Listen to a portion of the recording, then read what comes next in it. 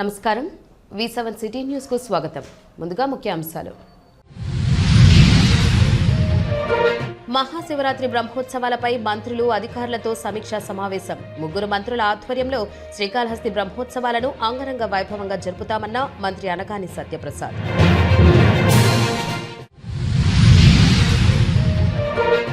ఎన్టీఆర్ భరోసా సామాజిక భద్రతా పెన్షన్ పంపిణీలో మంత్రులు సచివాలయ సిబ్బందితో ఉదయాన్నే పెన్షన్దారుల ఇంటికి వెళ్లి ఇవ్వడంపై ఆనందం వ్యక్తం చేసిన లబ్ధిదారులు.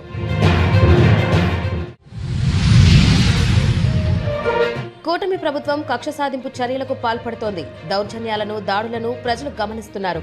రాబో రోజుల్లో తగిన గుణపాఠం చెబుతారన్న భూమన అభినయ్ రెడ్డి.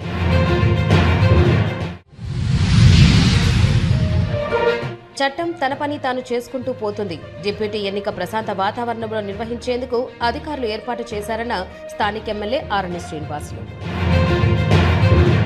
ఇక వార్తల్లోని వివరాలు. మహాశివరాత్రిని పురస్కరించుకుని శ్రీకాళహస్తిలో జరగనున్న బ్రహ్మోత్సవాల ఏర్పాట్లపై జిల్లాలోని వివిధ శాఖల అధికారులతో సమీక్షలో జిల్లా ఇన్ఛార్జ్ మంత్రి అనగాని సత్యప్రసాద్ మరియు దేవాదాయ ధర్మాదాయ శాఖ మంత్రి ఆనం రామనారాయణ రెడ్డి మరియు జిల్లా కలెక్టర్ వెంకటేశ్వర్ మరియు జిల్లా ఎస్పీ హర్షవర్ధన్ రాజులు పాల్గొన్నారు.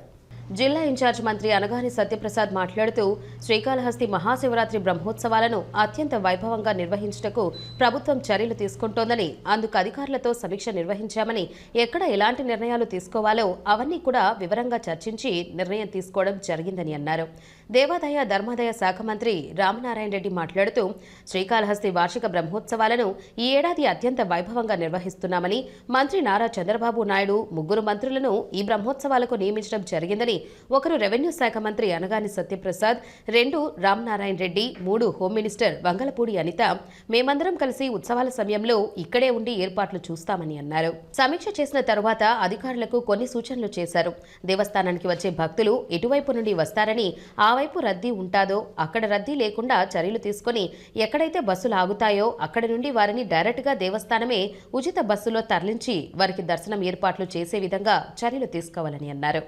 శ్రీకాళహస్తి పట్టణంలో ఈరోజు దేవాదాయ శాఖతోటి రెవెన్యూ, ఇతర పోలీస్ శాఖల అధికారులు అందరితో కలిపి రాబోయేటువంటి మహాశివరాత్రి పర్వదినాన్ని వైభవోపేతంగా ఈ కాళహస్తీశ్వర స్వామి ఆలయంలో చేయడానికి రాష్ట్ర ప్రభుత్వం సంకల్పించింది. అందుకని ఈరోజు శ్రీకాళహస్తీశ్వర స్వామి ఆలయంలో మహాశివరాత్రి పర్వదినాన్ని వైభవోపేతంగా చేయడానికి ఏర్పాట్లన్నీ కూడా చూడటానికి వారు రెవెన్యూ మంత్రి గారిని, నన్ను, హోంమంత్రి గారిని, 3 ఒక టీంగా వేసి మీరు ఎప్పటికప్పుడు అన్నీ సమీక్షించండి, ఆలయాల్లో ఉత్సవాలన్నీ కూడా వారు ఆదేశించారు. అనేక విషయాల మీద ఒక అవగాహన వచ్చింది. ప్రతి మహాశివరాత్రికి జరిగేటువంటి కార్యక్రమాల్ని ఇంకా గొప్పగా చేయాలి, ప్రతి భక్తుడికి కూడా మరింత ఆ దేవదేవుని యొక్క ఆశీస్సులు అందాలి, అన్నీ కూడా సజావుగా జరగాలని కాళహస్తీశ్వరుడు మమ్మల్ని అందరినీ ఆశీర్వదించి చిన్ని ఉద్యోగ దగ్గర నుంచి రాష్ట్ర మంత్రులు అందరి వరకు సమన్వయంతో ఈ యొక్క మహాశివరాత్రి ఉత్సవాలని ఆంధ్రప్రదేశ్ రాష్ట్రం ఎంతో వైభవంగా జరిగేదానికి ఆ స్వామి అమ్మవారి ఆశీస్సులు మాకు ఉంటాయని ఆశిస్తూ ఉండాలని కోరుకుంటూ మరి ఈనాడు ఈ సమీక్షను ఇంత బయట నుంచి వచ్చేటువంటి యాత్రికులంతా ఎక్కడ ఉండాలి, వారి బస్సులు ఎక్కడ ఆగాలి, వారు ఎలా రావాలి ఆలయం దగ్గరికి అని అంటే కొన్ని హోల్డింగ్ ఏరియాస్ని పోలీస్ అధికారులు ఫైనలైజ్ చేస్తారు. కొంచెం టౌన్కి దగ్గరలో ఉన్నటువంటి విశాలమైనటువంటి స్థలాల్లో టూరిస్ట్ బస్సులన్నీ ఆగితే అక్కడి నుంచి ఉచితంగా మినీ బస్సులు, మినీ ట్రావెల్ వెహికల్స్ని పెట్టి దేవాలయం దగ్గరికి అక్కడ భక్తుల్ని చేరవేయడానికి, తిరిగి మళ్ళీ వాళ్ళని తీసుకుపోవడానికి ఏర్పాటు చేయాలని కూడా అనుకున్నాం. అంటే 13 రోజులు దాదాపుగా ఒక 10 లక్షల మంది వస్తారు కాబట్టి ఈసారి ఎక్కువ ఎక్స్పెక్ట్ చేస్తూ ఉన్నాం. కాబట్టి ఆ 13 రోజులు కూడా పూర్తిగా యంత్రాంగం అంతా ఇక్కడే ఉండి పరీక్షిస్తూ ఉంటారు. మరి ముఖ్యంగా తిరుపతి మున్సిపల్ కమిషనర్ గారిని కూడా ఇక్కడ ప్రత్యేక అధికారిగా కూడా ఇవ్వాలని చెప్పేసి కూడా మా కలెక్టర్ గారు డిసైడ్ చేశారు. అలాగా కమిషనర్ గారు కూడా అందులో దీన్ని అన్ని ఆఫీసర్స్ మీద ఆవిడ పర్యవేక్షణ కూడా ఇక్కడే ఉండి ఆ 13 రోజులు చేస్తారని చెప్పేసి కూడా తెలియజేసుకుంటూ ఇంకా ఏమన్నా కూడా మళ్ళీ డిస్కస్ చేసుకుని బెటర్ ఈల్డ్ కోసం మేము తప్పకుండా ప్రయత్నం చేస్తామని తెలియజేస్తాం. Thank you. మా ఎండోమెంట్స్ మంత్రివర్యులు వరాల చెరువు కురిపించారు, చాలా ఆనందంగా ఉంది. దాంట్లో నేను అడిగింది 2-3 అడిగితే అన్న 10 వరాలు ఇచ్చాడు. దీంట్లో భాగంగా ఏమైతే వారిని అడిగింది, ఒకరోజు ఏమన్నా ఫ్రీ లడ్డు ప్రసాదాలు ఇస్తే బాగుంటుంది ప్రజలందరికీ కూడా, ఎంతమంది వస్తే అంతమంది తింటామని అంటే వారు ఒకరోజు అడిగితే కాదు, మొత్తం 13 రోజులు కూడా ప్రతి ఒక్కరికి ప్రసాదాలు, ఫ్రీ ప్రసాదాలు. కోటి చెప్పేదానికన్నా మంత్రి గారు చెప్తే బాగుంటుందని నాకు మనసు కనిపిస్తుంది. ఎందుకంటే మాడమని చెప్పారు, ఈరోజు వచ్చి అన్నగారు ఇద్దరు కూడా వచ్చి బ్రహ్మాండంగా కోఆర్డినేట్ చేసుకుని అందరితో అందరూ ఎవరైతే డిపార్ట్మెంట్ అందరూ కూడా పుట్టగా చేసుకున్నారో వచ్చి 13 రోజులు కూడా బ్రహ్మాండంగా ఏ రకంగా చేయాలని డిస్కస్ చేశాం. ఎస్పీ గారు కూడా మరి పాజిటివ్గా ఉన్నారు. కొత్త ఎస్పీ గారు బ్రహ్మాండంగా ఆయన కూడా సూచనలు ఇచ్చారు. మేము ఇచ్చిన సూచనలు కూడా వెల్కమ్ చేసి చెప్పడం జరిగింది. కలెక్టర్ కూడా ప్రమాణం చేశారు. అట్లనే నా సెక్టర్లో ఏంటంటే ఈ రోడ్స్ ఏవైతే ఉన్నాయో అవన్నీ కూడా బ్రహ్మాండంగా డెవలప్ చేసి ఈ 15 రోజుల్లో, అంటే కుటుంబంలో జనాలు అందరూ అక్కడ వెళ్తారు కాబట్టి అక్కడ కూడా పాపనాయుడుపేట ఆ రోడ్స్ కూడా ఇమీడియట్ గా స్టార్ట్ చేయమని ఆదేశాలు ఇచ్చారు. అది కూడా ఈ రోజు ఇచ్చే రేపటి నుంచి వర్క్ స్టార్ట్ అవుతుంది. శనివారం రోజున తిరుపతి నగరం గోవిందనామ స్మరణలతో మారుమ్రోగింది. తిరుపతి నగరంలో మరింత ఆధ్యాత్మిక శోభను పెంచడానికి ఇటు స్థానికుల్లోనూ అటు భక్తుల్లోనూ భక్తి భావాన్ని మరింత పెంచాలనే సంకల్పంతో స్థానిక భజన మండలి కళాకారులు ప్రతి శనివారం నగరంలో గోవిందనామ సంకీర్తనలు చేపడుతున్నారు. అందులో భాగంగా ఉదయం 5 గంటల నుంచి దాదాపు 100 మంది భజన మండల కళాకారులు, భక్తులు తిరునామాలు ధరించి సాంప్రదాయ వస్త్రాలతో, మంగళ వాయిద్యాలు, తప్పెట తాళాలతో నగరంలో గోవిందనామ సంకీర్తనలు ఆలపించారు. ఈ సందర్భంగా నగర సంకీర్తన మండలి సభ్యులు మాట్లాడుతూ శనివారం రోజు శ్రీనివాసునికి ఎంతో ప్రీతికరమైన రోజని గుర్తు చేశారు. అందుకే ఆయన్ను స్మరిస్తూ నేడు భారీ సంఖ్యలో కళాకారులు తరలివచ్చి నగర సంకీర్తనలో పాల్గొనడం సంతోషంగా ఉందని అన్నారు. ఈ నగర సంకీర్తన అనంతరం భక్తులకు అన్నప్రసాదం పంపిణీ చేశారు. ఈ కార్యక్రమంలో బ్రహ్మానందం, గుండాల గోపీనాథ్, రాజశేఖర్ రెడ్డి, మునినాథ్ రెడ్డి, వాసుదేవరెడ్డి, తొండమనాటి సుబ్రహ్మణ్యం, వాసు, విజయభాస్కర్ రెడ్డి పాల్గొన్నారు. తిరుపతిలో ప్రతి వీధిలో ఇంతకుముందు గోవింద గోవింద అని మనకు నామాలు వినబడుతూ ఉండేవి. అందులో భాగంగా తిరుపతిలో ఉన్నటువంటి పుర ప్రజలు ఎవరైతే ఉన్నారో ఒక మంచి సంకల్పంతో భజన కార్యక్రమం ఉదయం పూట నగర సంకీర్తన ప్రారంభిద్దామని గత సంవత్సరంగా ప్రారంభించారు. తిరుపతి నగరంలోని ప్రతి శనివారం ఇక్కడ జరుగుతున్న నగర సంకీర్తన ఎంతో అద్భుతంగా ఉంది. ఇది ప్రతి శనివారము మనం చేస్తూనే ఉన్నాము. ఈ మాఘమాసంలో చేస్తున్న దానికి అత్యంత పవిత్రత ఉంది. అదేవిధంగా మన కుంభమేళాలో జరుగుతున్న పుష్కరాలని దర్శించినంత ఎంతో సంతోషంగా ఉంది. ఇక్కడ వీళ్ళు చేసిన భక్తి సంగీతంలో మన అందరూ పవిత్ర గంగానది పుణ్యస్నానం చేసినంత పుణ్యం లభిస్తుందని అదే విధమైన వాతావరణం కల్పించారు. తిరు మాడవీధుల్లో ఈ యొక్క నగర సంకీర్తన 5 గంటల నుంచి 6:30 గంటల మధ్యలో ఈ యొక్క భజన ప్రారంభం అవుతుంది. అదేవిధంగా ఈ యొక్క నగర సంకీర్తన 6 మందితో స్టార్ట్ అయ్యి 100 మంది అయినారు. ఈ యొక్క 100 మంది 500 మంది కావాలని తిరుపతిలో ఆధ్యాత్మిక భక్తి భావంగా తిరుపతి ప్రజలందరికీ కూడా భక్తి నీరాంజనంతో అందరూ రావాలని కోరుతూ పొంగనూరు పట్టణ పరిధిలోని ఎంపీపీ కార్యాలయంలో ఏర్పాటు చేసిన విలేకరుల సమావేశంలో మాజీ ఎంపీ మాట్లాడుతూ పులిచెర్ల మండలం మంగళంపేట ప్రాంతంలో మాజీ మంత్రి పెద్దిరెడ్డి రామచంద్రారెడ్డి అటవీ భూములు ఆక్రమించారని కొన్ని పత్రికల్లో రావడం జరిగిందని అన్నారు. వాటిపై మాజీ మంత్రి పెద్దిరెడ్డి రామచంద్రారెడ్డి వివరణ మీడియా ద్వారా ఇచ్చారని అన్నారు. మాజీ మంత్రి ఇచ్చిన వివరణపై నిజమా లేదా అబద్ధమా అని నిగ్గు తేల్చాల్సిన బాధ్యత జిల్లా యంత్రాంగంపై ఉందని అన్నారు.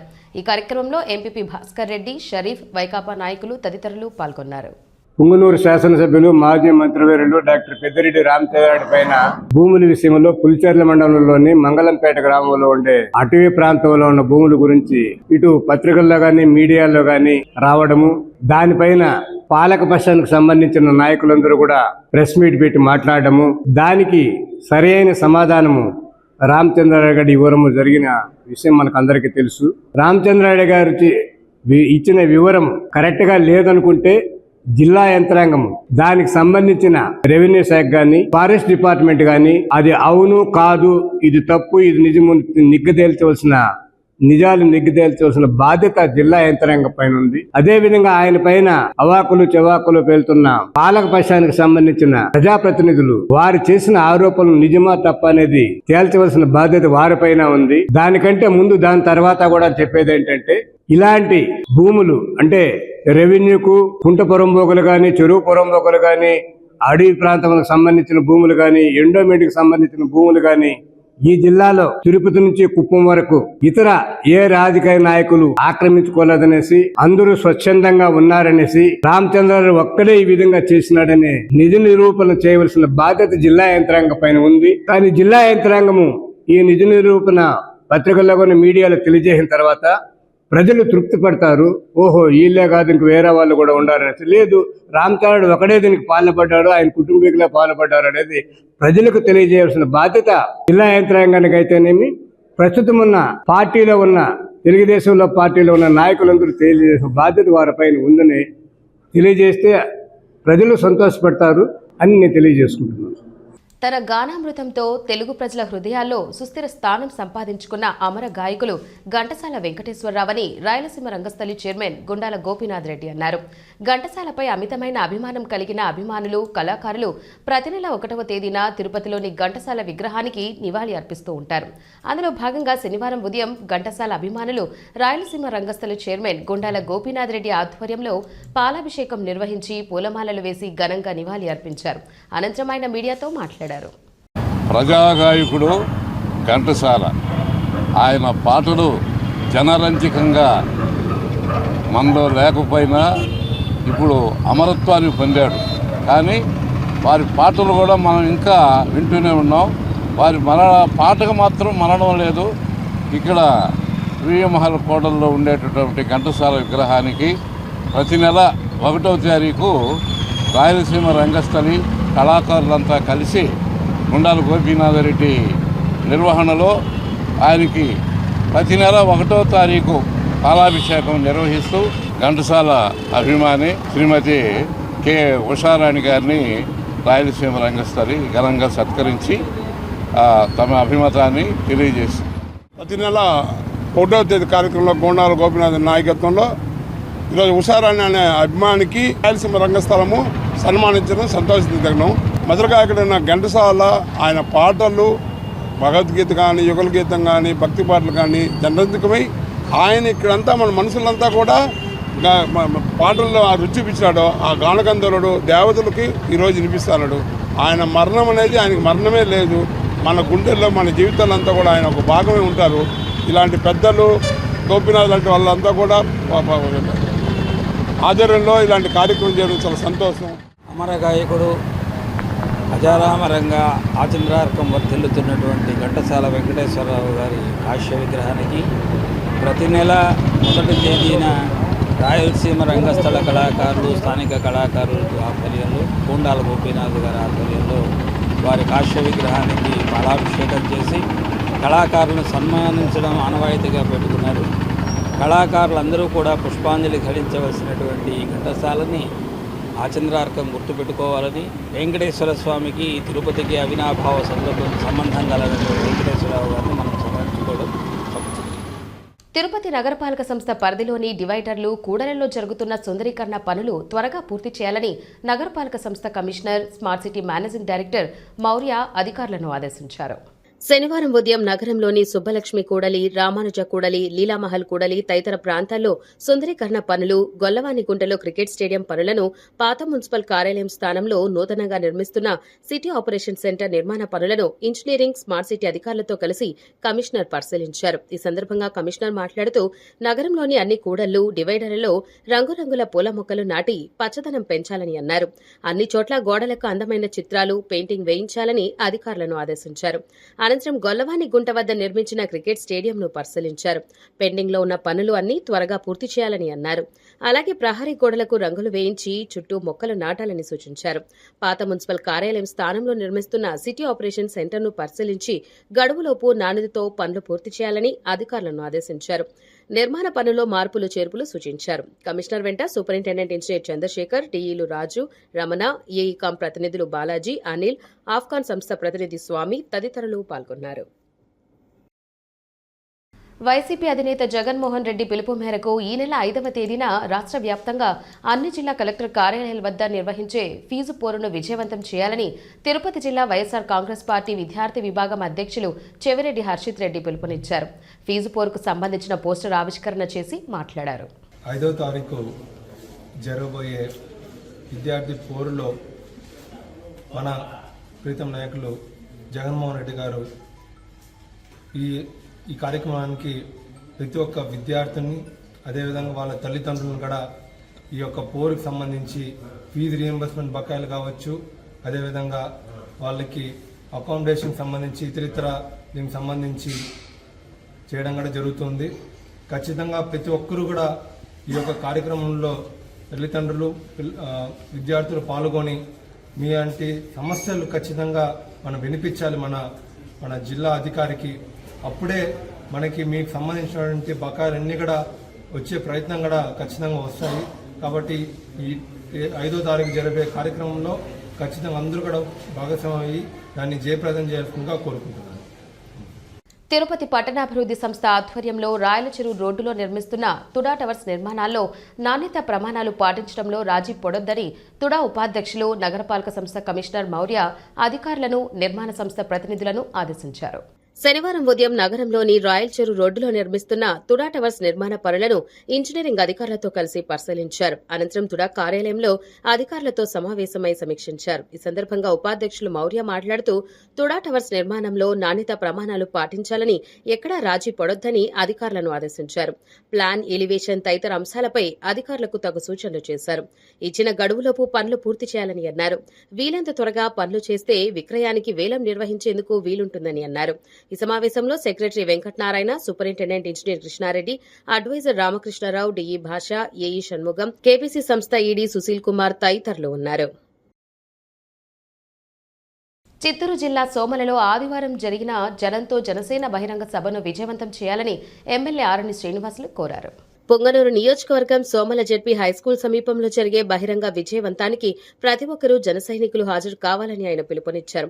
శనివారం మధ్యాహ్నం తన నివాసంలో జరిగిన మీడియా సమావేశంలో ఎమ్మెల్యే ఆరణి శ్రీనివాసులు మాట్లాడుతూ జనంతో జనసేన బహిరంగ సభకు ముఖ్య అతిథిగా పార్టీ ప్రధాన కార్యదర్శి నాగుబాబు పాల్గొంటారని చెప్పారు. అలాగే party conflict management convener TIDCO chairman Ajay Kumar కూడా హాజరవుతున్నట్లు ఆయన తెలిపారు. ఈ సమావేశంలో జనసేన ఉమ్మడి చిత్తూరు జిల్లా అధ్యక్షులు డాక్టర్ పసుపునేటి హరిప్రసాద్, రాజారెడ్డి, కిరణ్ రాయల్ తదితరులు పాల్గొన్నారు.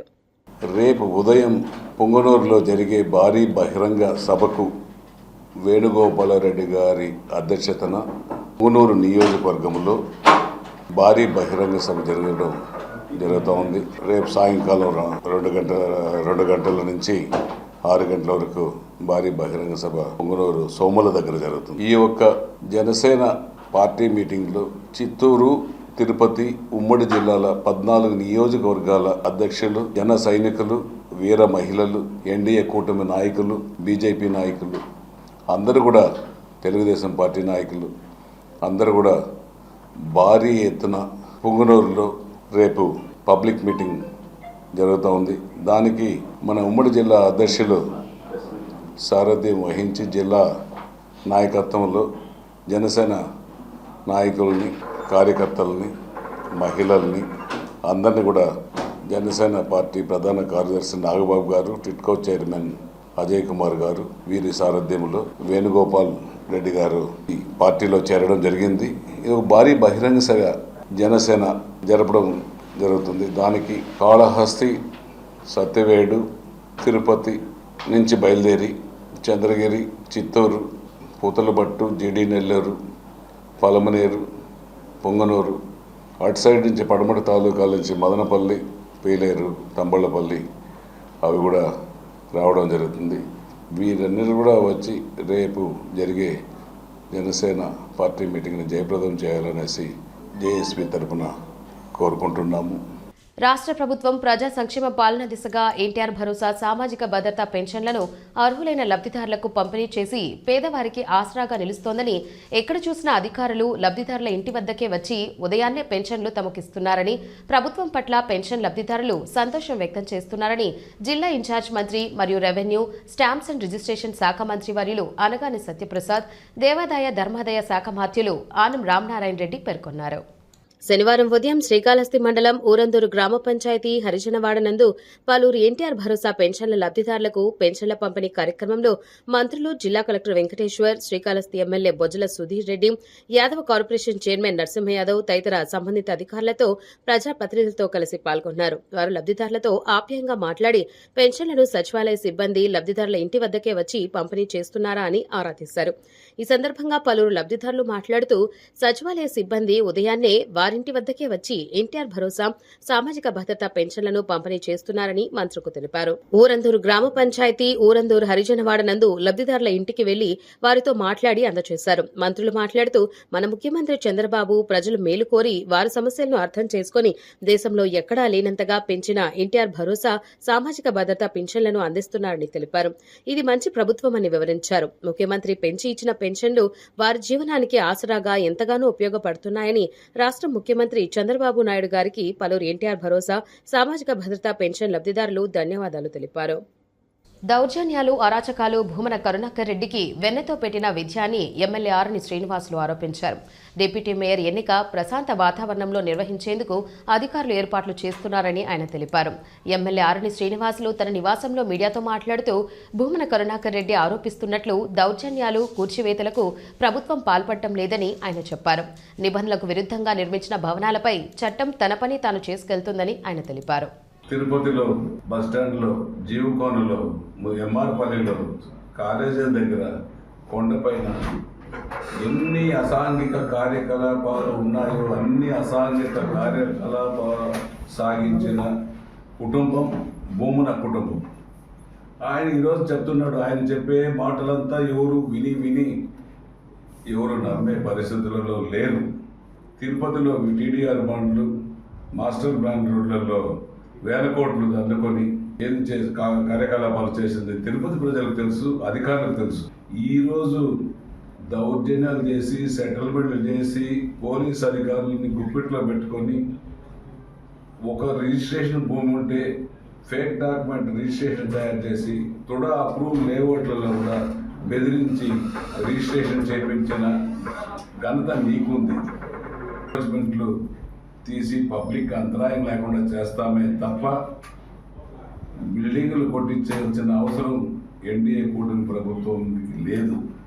నీ ఇష్టానుసారం నీ అనుచరుడు 5 అంతస్తులు 7 అంతస్తులు బిల్డింగులు అప్రూవల్ కట్టి రోడ్లో కట్టేస్తే పబ్లిక్ రిప్రజెంటేషన్ వస్తే ప్రభుత్వం తగిన చర్యలు దాని ఇష్టంగా దాని ప్రభుత్వం చర్యలు తీసుకుంటుంది తప్ప కక్ష సాధింపు ధోరణి ఎన్డీఏ కూటమిలో గౌరవ ముఖ్యమంత్రి గారికి, గౌరవ ఉప ముఖ్యమంత్రి గారికి లేదు.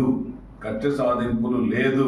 అటువంటిది పాల్పడే అవసరాలు వాళ్ళకు లేవు. ప్రజలకు మేలు చేయాలి, ఉద్యోగ భద్రత కల్పించాలి, ప్రజలందరూ సంతోషంగా ఉండాలి, మంచి ప్రభుత్వంగా ఏర్పాటు చేయాలి, రాష్ట్రానికి రాజధాని ఏర్పాటు చేయాలి, ప్రజలకు సాగునీరు, తాగునీరు, పోలవరం చేయాలనే ముఖ్య ఉద్దేశంతో ముఖ్యమంత్రి వాళ్ళు చేస్తున్నారు. హతిరాంజీ మఠంలో ఇంకా వైసీపీ ఉద్యోగులే కొనసాగడం ఆశ్చర్యానికి గురి చేస్తోందని జనసేన నాయకులు కిరణ్ రాయల్, ఆకేపాటి సుభాష్ని తదితరులు ఆశ్చర్యం వ్యక్తం చేశారు. తిరుపతి ప్రెస్ క్లబ్లో శనివారం మీడియా సమావేశంలో వీరు మాట్లాడుతూ గత వైసీపీ ప్రభుత్వంలో చోటామోటా లీడర్లు 300 ఎకరాలకు పైగా మఠం భూములను కబ్జా చేయడానికి సహకరించిన ఉద్యోగస్తులే నేటికి కొనసాగుతున్నారని ఆరోపించారు. 2019 తర్వాత జగన్మోహన్ రెడ్డి ప్రభుత్వం వచ్చిన తర్వాత ఒక 2 ఏళ్ల తర్వాత పూర్తిగా కబ్జాలకే ఆ ప్రభుత్వం పరిమితం అయిపోయింది. మనం చూసిటాం, నిన్న మొన్న అడవి కబ్జా చేశారు. అదొకటే కాదు, మఠాలు కూడా కబ్జా చేశారు. తిరుమల తిరుపతిలో వైసీపీ చోటా లీడర్, గల్లీ లీడర్ నుంచి ఢిల్లీ లీడర్ అంటే ఎంపీల నుంచి గల్లీ లీడర్ వరకు వైసీపీలో హతీరాంజీ బాబా మఠాలు భూములను 300 ఎకరాలకు పైగా దోచుకున్నారు. ఇది వాస్తవం.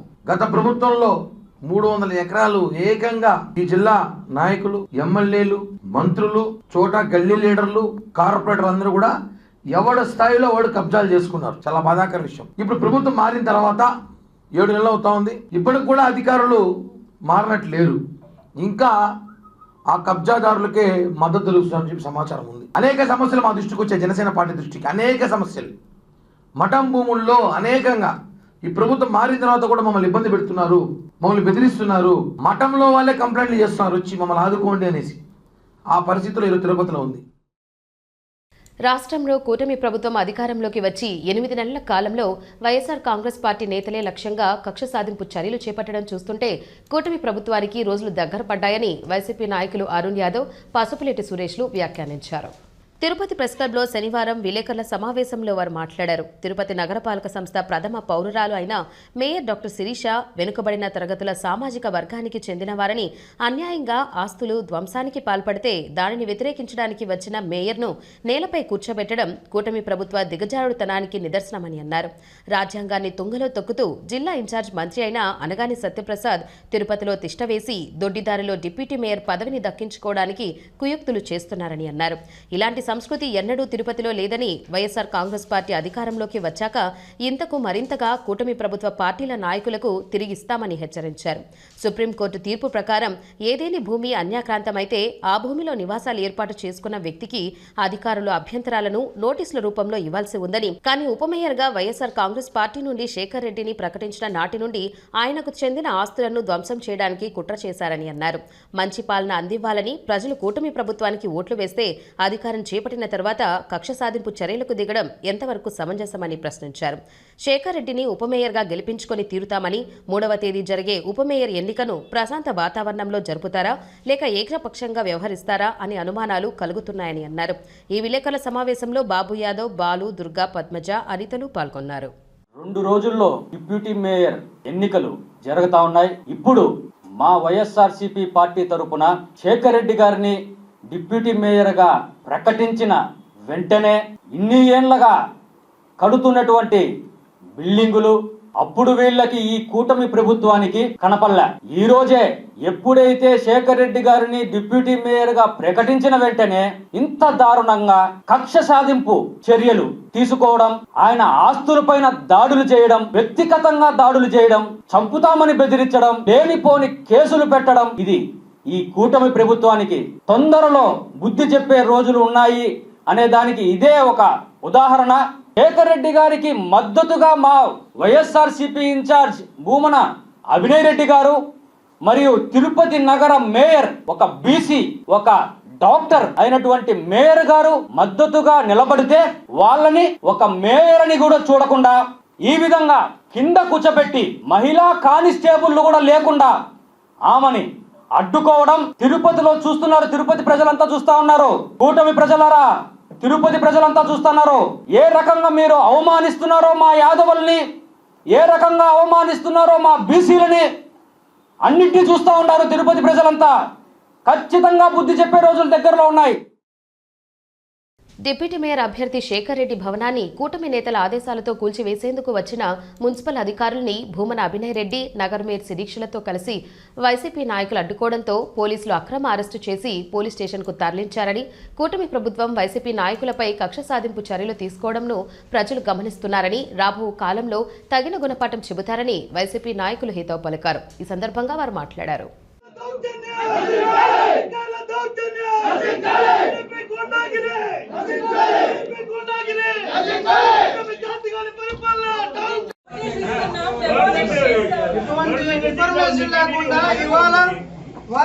మీరే చూడండి, ఓనర్ కాంటాక్ట్ అవ్వట్లేదు.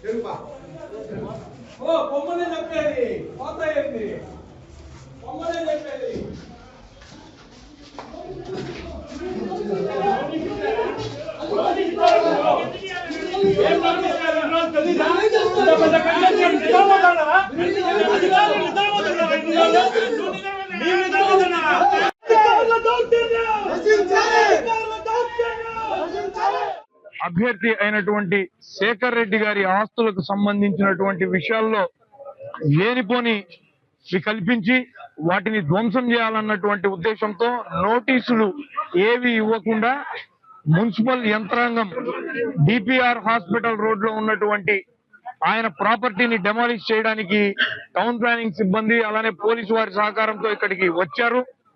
చాలా క్లియర్ గా బిల్డింగ్ డెమాలిష్ చేసేటప్పుడు యజమానికి నోటీసు ఇవ్వాలన్నటువంటి నిబంధన ఉంది. ఆ నిబంధన ప్రకారం ఆయన చేతికి అందుకున్న తర్వాత రెస్పాన్స్ ఇవ్వాలా. అలానే 15 రోజుల పాటు కోర్టుకు వెళ్లేటటువంటి అవకాశం కూడా ఆయనకు ఉంది.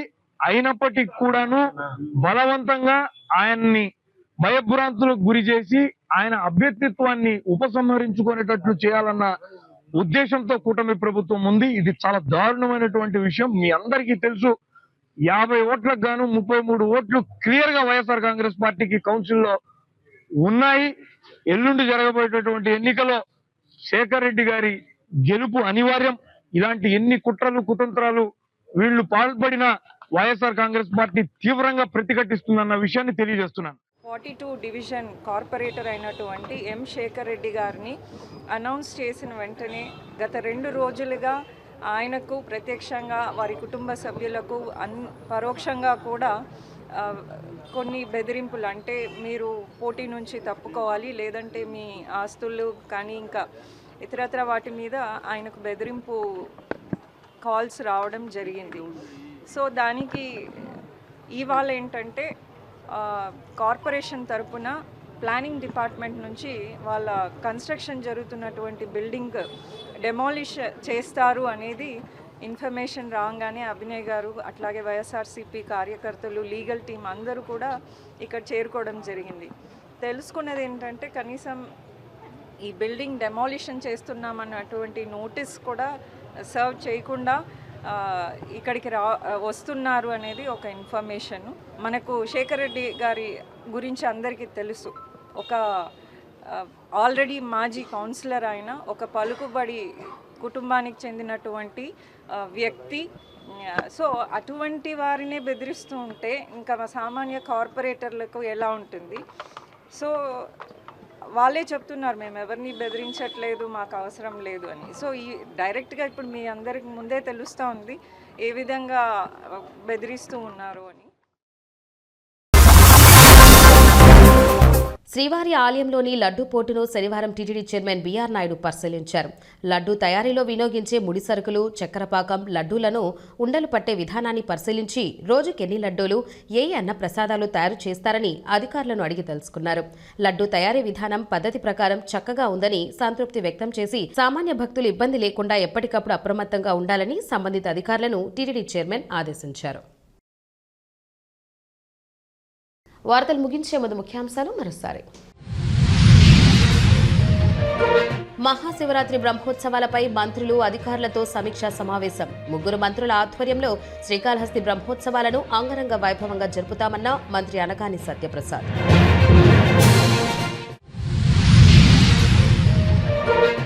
ఎన్టీఆర్ భరోసా సామాజిక భద్రతా పెన్షన్ పంపిణీలో మంత్రులు. సచివాలయ సిబ్బందితో ఉదయాన్నే పెన్షన్దారుల ఇంటికి వెళ్లి ఇవ్వడంపై ఆనందం వ్యక్తం చేసిన లబ్ధిదారులు.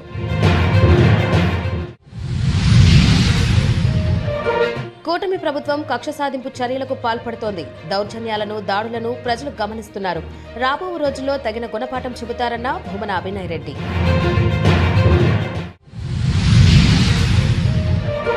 చట్టం తన పని తాను చేసుకుంటూ పోతుంది. డిప్యూటీ ఎన్నిక ప్రశాంత వాతావరణంలో నిర్వహించేందుకు అధికారులు ఏర్పాటు చేశారన్న స్థానిక ఎమ్మెల్యే ఆరణి శ్రీనివాసులు.